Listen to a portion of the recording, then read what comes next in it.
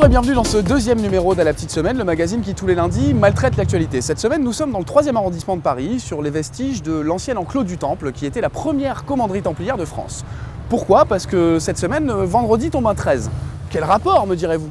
Eh bien, c'est très simple, figurez-vous que parmi les nombreuses raisons évoquées pour expliquer cette superstition, on parle notamment de l'anniversaire du 13 octobre 1307, jour où le roi Philippe le Bel ordonna l'arrestation et la torture de tous les Templiers. On ne sait toujours pas si le fameux trésor des frères existe, vous pouvez toujours le chercher, mais entre nous, vous avez plus de chances de gagner au loto. Alors vendredi, tout le monde au bureau de tabac. Sans transition, vous vivez dans une grotte ou vous n'avez pas payé votre facture internet? Pas de souci, on attaque directement avec le débrief de l'actualité de la petite semaine passée. Le suspense est à son comble, on ne sait toujours pas si une intervention militaire aura lieu en Syrie. En attendant, les grands dirigeants mondiaux ont comparé leurs muscles à l'occasion d'un G20 pour le moins glacial. À Marseille, capitale européenne de la culture, le spectacle son et lumière n'en finit plus. C'est justement dans la cité phocéenne qu'aura lieu samedi l'université d'été du Front National. Là, c'est sûr, on va bien rigoler. Ceci dit, pas d'inquiétude, tout devrait s'arranger puisque Manuel Valls a, je cite, déclaré la guerre au trafic de drogue. Quand il aura fini, il s'attaquera à la faim dans le monde, à l'intolérance, à l'injustice et en tout dernier, à la démagogie. Sophie Davant n'était pas là pour annoncer la bonne nouvelle, le sarcoton touche à sa fin et les 11 millions nécessaires ont été récoltés. Beaucoup regrettent simplement que les sommes obtenues ne soient pas investies dans la recherche de nouvelles idées. Enfin, c'est officiel, Tokyo organisera les Jeux Olympiques de 2020. Les premiers entraînements ont déjà commencé. Fini les moritos et les doigts de pied en éventail, vous avez pour la plupart repris le boulot ou l'école et vous êtes certainement frustré, voire un petit peu aigri, mais rassurez-vous, on a trouvé quelqu'un d'encore plus déprimé en la personne du docteur Vénère Veugras. Alors déprimé certes, mais constructif, il a décidé de transformer toute cette énergie négative en créativité et va à sa manière nous parler de la rentrée.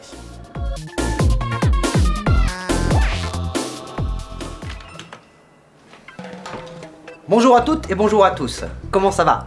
Je vous demande ça, mais j'en ai strictement rien à foutre, c'était juste pour être poli. Alors aujourd'hui, le sujet, c'est la rentrée. La rentrée, c'est le sujet qui concerne strictement tout le monde. D'ailleurs, si vous n'êtes pas au courant que c'est la rentrée, soit vous êtes ermite, ou vous êtes sourd, muet et aveugle à la fois, ou alors vous êtes perdu dans un magasin Ikea depuis 3 mois. Alors qui dit rentrée, dit forcément rentrée scolaire. Alors ce message s'adresse aux élèves. Si tu es un intello à qui on jette des pierres et qu'on torture dans les vestiaires, apprends à mentir à tes petits camarades. Dis-leur tout simplement que ton père est trafiquant de drogue à Marseille, ou encore mieux, qu'il est le conseiller secret de Bachar al-Assad. Mais merde, fais preuve d'imagination, c'est quand même toi l'intello de la classe, serre-toi de ta tête, bordel. Si tu es le mec populaire, donc un cancre fini, inscris-toi tout de suite à Secret Story, deviens une vedette, deviens ensuite has-been et tombe en dépression. Mais prends en compte que lorsque tu pointeras au Pôle emploi avec ton ancien camarade intello à qui tu jetais des pierres, c'est là que les rôles vont s'inverser. Ça devient très intéressant à ce moment-là. Si tu es la fille canon qui se la pète, eh bien profites-en bien. Car n'oublie pas que le temps fera son heure, ainsi que la gravité. Et dans ce monde sans pitié, à 30 ans tu seras considéré comme moche. Et si tu ne l'es pas, à 40 ans tu le seras vraiment. À tout étant oui, tu seras moche. Et surtout n'oublie pas d'être gentil. Parce qu'une fille vilaine qui n'est pas gentille... Et c'est là que... Oh, je sais de quoi je parle, Merde. Pour les élèves de fac ou de grandes écoles, démerdez-vous. Vous êtes adultes maintenant, prenez-vous en main. La bonne nouvelle est pour les élèves de primaire, car cette année, les rythmes scolaires vont changer. Ça va tout changer. Tout. Voilà pour l'éducation. Passons aux travailleurs inquiets. Alors, chers compatriotes, bonne nouvelle, car pas de nouvelles. N'oublions pas nos amis chômeurs, plus nombreux. Vous allez vous sentir moins seul, c'est un peu une grande famille. Plus on est fou. Autre sujet très important, la Syrie. Oui, j'ai dit que c'était un sujet important, je n'ai pas dit que j'allais en parler, ni apporter une solution. Je vous accorde que les sujets sont vastes et nombreux. Mais désormais, je suis là pour analyser l'information. Et surtout, arrêtez de regarder le JT. D'ailleurs, profitez-en pour revendre votre télévision. Parce que les impôts, c'est maintenant.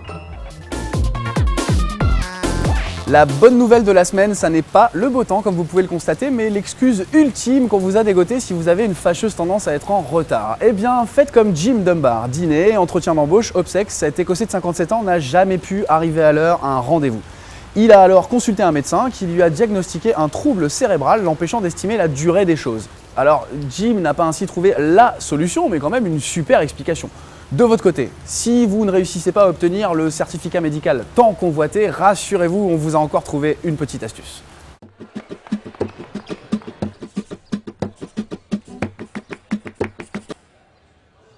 अब आ रहे हो? Get out. ये है आम जिंदगी।